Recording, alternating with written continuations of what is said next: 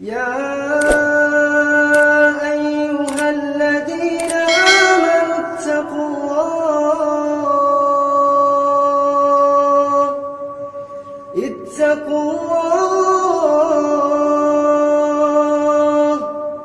اتقوا الله ولتنظر نفس ما قدمت لغد واتقوا الله إن الله خبير بما تعملون ولا تكونوا كالذين نسوا الله فأنساهم أنفسهم أولئك هم الفاسقون لا يستوي